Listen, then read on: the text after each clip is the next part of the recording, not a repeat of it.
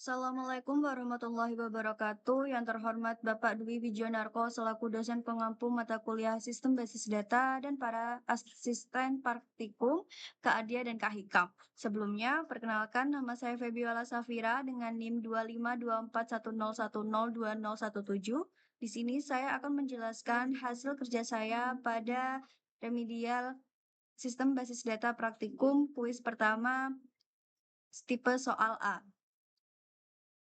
Di sini saya akan menjelaskan tentang tipe soal A pada soal nomor 1. Yang pertama di sini cerita ini yang pertama adalah terdapat entitinya berupa Dewi yaitu pelanggan, lalu ada apotek, ada apoteker, ada obat yaitu produk, lalu program, lalu produksi, metode, kasir, dan rincian. Lalu yang pertama yaitu identifikasilah entiti beserta atributnya. Atributnya yang pertama tadi adalah pelanggan, di mana atributnya terdiri dari 3 atribut yang itu mandatory yaitu harus diisi, wajib diisi. Yang pertama ada ID pelanggan, yang kedua ada nama pelanggan, yang ketiga ada nomor telepon.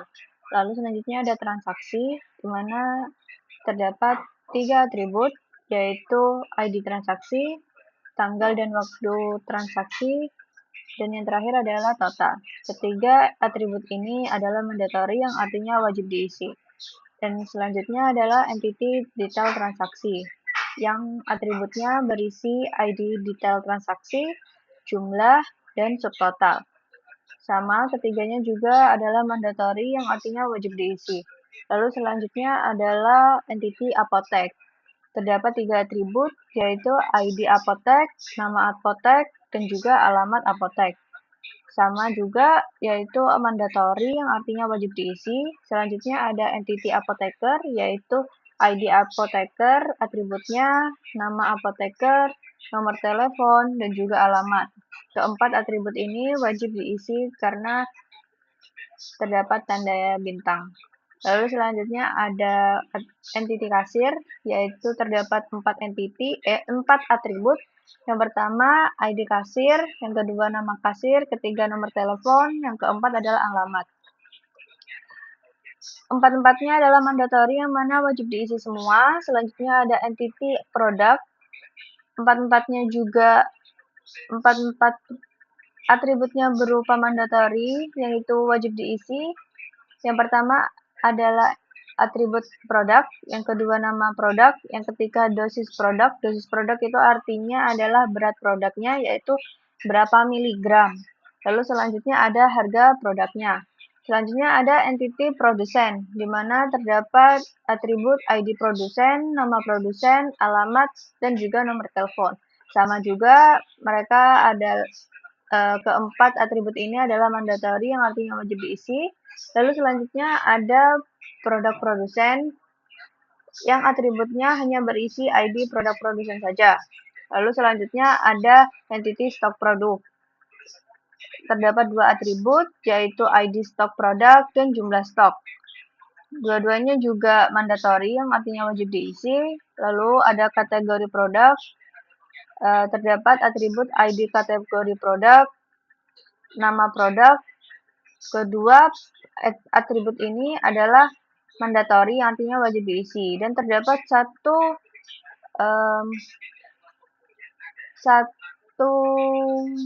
atribut yang dia tidak mandatory yang artinya tidak wajib diisi.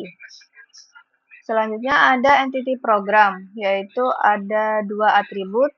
Yang pertama ID program dan juga nama program. Lalu selanjutnya ada metode pembayaran. Atributnya berisi ID metode pembayaran dan juga jenis metode pembayaran. Jadi di sini terdapat 1, 2, 3, 4, 5, 6, 7, 8, 9, 10, 11, 12, 13 entity. Lalu yang kedua adalah tentukan relasi antar entity. Relasi antar entity yang pertama adalah pelanggan dengan transaksi, di mana cardinality-nya berupa one to many. One adalah pelanggan dan many berasal dari transaksi. di mana one itu adalah tidak wajib dan many itu optionality-nya wajib. Transaksi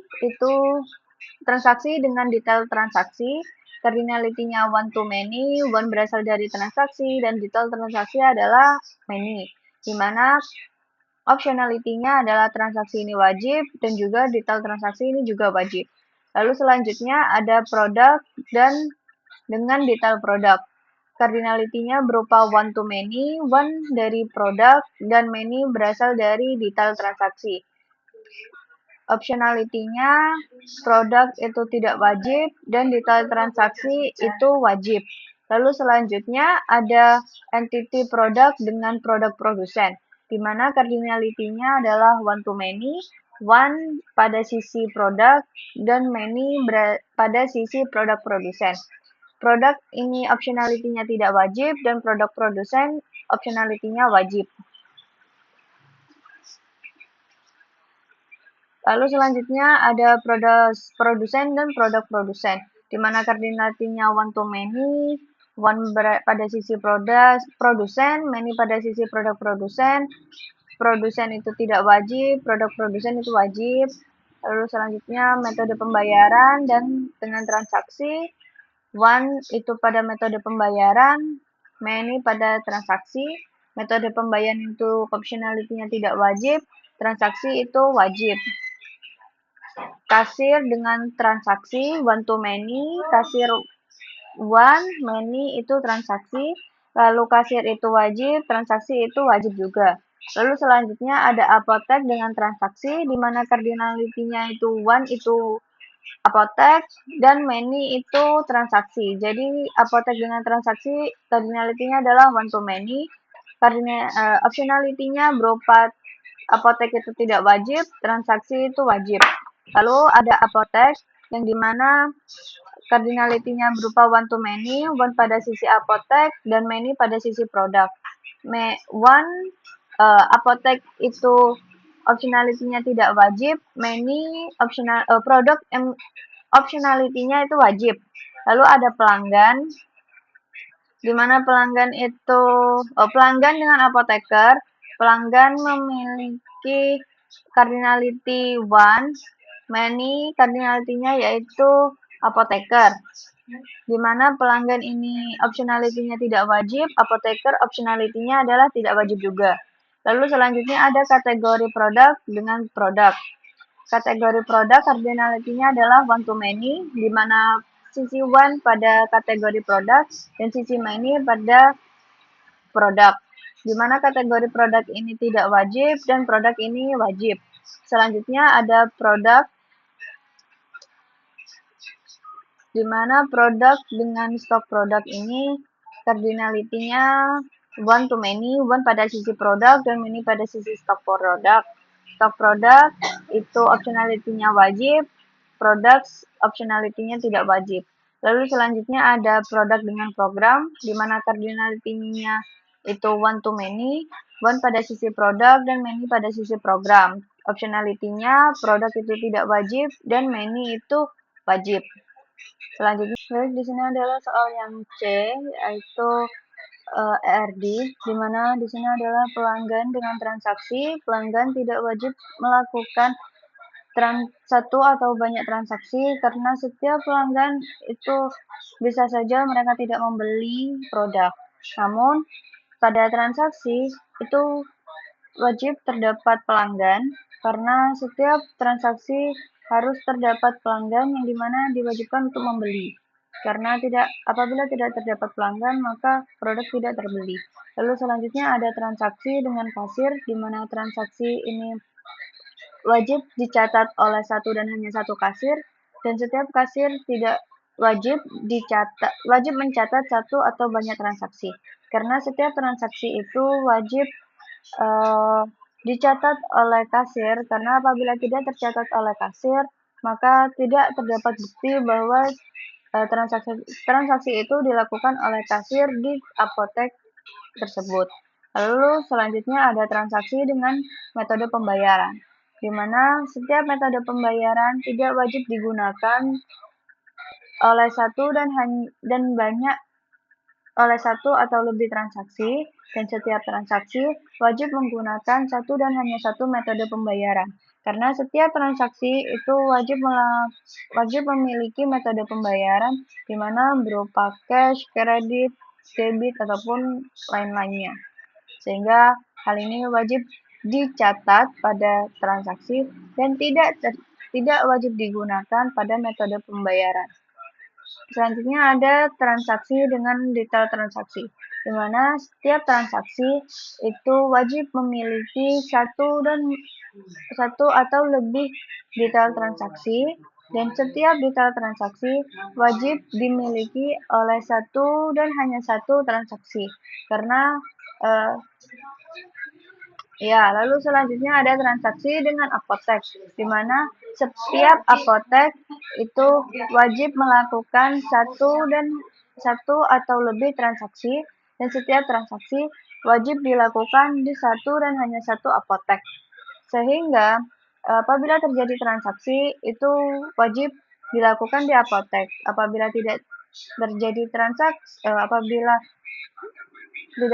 transaksi, maka hal ini tidak wajib. Namun di sini diwajibkan karena transaksi pasti dilakukan di apotek. Selanjutnya ada pelanggan dengan apotek, di mana pelanggan itu tidak wajib berkonsultasi di satu dan hanya satu atau lebih apoteker, dan setiap apoteker tidak wajib melayani satu dan hanya satu pelanggan, karena setiap pelanggan bisa saja langsung membeli produk tanpa bertanya kepada apoteker. Lalu selanjutnya di sini ada apotek dengan produk, di mana setiap apotek tidak wajib menjual produk dan tidak wajib menjual satu atau banyak produk, dan setiap produk wajib dijual satu dan hanya satu apotek. Hal ini dikarenakan pasti setiap apotek itu pasti menjual produk, namun begitu juga dengan produk yang pasti wajib dijual di apotek. Saya ralat, pada apotek ini tidak wajib menjual produk. Lalu selanjutnya ada detail transaksi, di mana detail transaksi ini dengan produk. Detail transaksi wajib berisi satu dan hanya satu produk, dan setiap detail produk tidak wajib memiliki satu atau banyak atau lebih detail transaksi. Karena bisa saja di dalam transaksi produk tersebut tidak terjual. Lalu selanjutnya di sini ada stok produk dengan produk, di mana setiap produk tidak wajib memiliki satu atau lebih stok produk, dan setiap stok produk wajib dimiliki oleh satu dan hanya satu produk. Lalu selanjutnya ada produk dengan program. Setiap program tidak wajib tercantum dalam satu atau banyak program, dan setiap program wajib mencantumkan satu dan hanya satu produk, karena di dalam program pasti terdapat produk yang tercantum. Namun setiap produk itu tidak wajib tercantum dalam program. Lalu selanjutnya ada produk dengan kategori produk. Setiap kategori produk tidak wajib dimiliki oleh satu atau banyak produk. Namun setiap produk wajib memiliki satu dan hanya satu kategori produk. Karena kategori produk ini tidak wajib dimiliki oleh produk. Bisa saja tidak terdapat kategori produk di dalam produk. Lalu selanjutnya ada produk produsen dengan produk, di mana setiap produk tidak wajib tercatat dalam produk produsen, tetapi setiap produk produsen wajib mencatat satu dan hanya satu produk. Karena bisa saja sebuah produk itu tidak diproduksi oleh produsen. Lalu selanjutnya ada produsen dengan produk produsen, di mana setiap produsen tidak wajib mencatat produk produsen, dan setiap produk produsen wajib dicatat oleh satu dan hanya satu produsen. Karena setiap produk produsen itu pasti hanya memiliki satu produsen saja.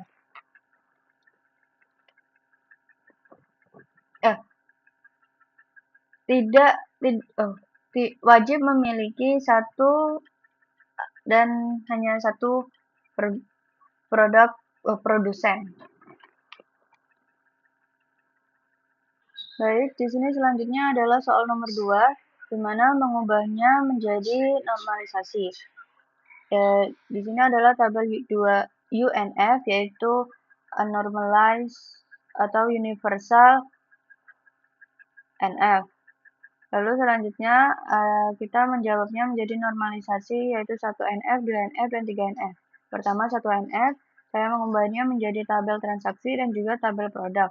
Karena pada 1 NF tidak diperbolehkan terdapat multi value maupun redundant. Sehingga di sini saya membaginya menjadi 2, yaitu nomor transaksi sebagai primary key dan juga terdapat atribut yang non-primary. Dan juga terdapat tabel produk, yaitu kode produk sebagai primary key dan juga nama produk sebagai nama produk, jumlah produk, harga produk, dan total harga sebagai atribut non-primary key yang bergantung pada kode produk. Di sini saya mengubahnya menjadi 2 tabel karena tidak boleh terdapat multi value ataupun redundansi, sehingga pada nomor transaksi yang tadi awalnya di sini seharusnya terdapat tiga penjelasan, yaitu 3 kolom. Sini saya mengubahnya menjadi 1 kolom saja. Lalu selanjutnya yaitu 2NF, di mana pada 2NF ini wajib memenuhi 1 NF, yaitu tidak boleh terdapat redundansi ataupun multi value, dan juga semua atribut non-primary itu tidak boleh wajib bergantung pada primary key. Sehingga di sini saya membuatnya menjadi tabel transaksi, tabel produk, dan tabel detail transaksi. Sini saya membuatnya menjadi tabel detail transaksi yang atributnya berisi nomor transaksi, kode produk, jumlah produk, total produk, di mana nomor transaksi sebagai foreign key, kode produk sebagai foreign key pada tabel transaksi dan juga tabel produk. Sehingga dapat diketahui berapa jumlah produk yang dibeli dan juga total produk yang dibeli. Lalu selanjutnya terdapat yaitu 3NF, di mana wajib memenuhi 2NF dan juga semua atribut non-primary wajib bergantung pada primary key. Sini saya membuatnya menjadi tabel pelanggan, karena pada 2NF tadi, tabel pelanggan itu masih bergabung pada nomor transaksi. Hal ini tidak diperbolehkan karena tabel pelanggan itu dapat dipisahkan. Sehingga saya memisahkannya menjadi tabel pelanggan, yang dimana primary key-nya berupa username pelanggan dan memiliki foreign key yaitu ID kecamatan. Karena hal ini ID kecamatan dimasukkan ke dalam sini karena nanti akan berhubungan dengan tabel kecamatan, tabel kabupaten, dan juga tabel provinsi sebagai alamatnya, alamat pengiriman. Lalu selanjutnya yaitu ada tabel produk. Sini saya terdapat primary key yaitu kode produk, atribut yang non-primary yang bergantung pada kode produk yaitu nama produk dan juga harga produk. Lalu selanjutnya ada tabel transaksi. Karena tadi sudah dipisahkan pada tabel transaksi yang 2NF ini masih bergabung pelanggannya, di sini saya memisahkannya menjadi tabel pelanggan dan juga tabel transaksi. Lalu di sini ada tabel detail transaksi sama seperti yang ada pada 2NF. Lalu selanjutnya di sini yang membedakannya yaitu tabel kecamatan, tabel kabupaten, dan juga tabel provinsi. Sini bisa saja disebutkan sebagai tabel detail alamat. Sehingga di sini terdapat ID kecamatan sebagai primary key yang terdapat foreign key yaitu berupa ID kabupaten yang berhubungan dengan tabel kabupaten yaitu Kabupaten 01 yaitu Jember. Sehingga pada Kecamatan Sumbersari ini yaitu berada pada Kabupaten Jember. Dan juga ID provinsi sebagai forensi yaitu provinsi pertama yaitu Jawa Timur yang berhubungan yang memanggil yang memanggil tabel provinsi, sehingga nanti dapat dijabarkan bahwa pada eh, tabel alamat pelanggan yaitu Jalan Teratai yaitu memanggil kecamatan satu yaitu kecamatan satu berupa Sumbersari, kecamatan satu memanggil kabupaten yaitu Kabupaten Jember, Kabupaten Jember memanggil provinsi satu, oh bukan Kabupaten Jember, tetapi tabel kabupaten memanggil provinsi yaitu provinsi satu yaitu Jawa Timur. Baik, di sini mungkin itu saja penjelasan dari saya. Saya mohon maaf apabila terjadi kesalahan kata maupun tingkah laku maupun penjelasan saya yang kurang jelas. Terima kasih. Wassalamualaikum warahmatullahi wabarakatuh.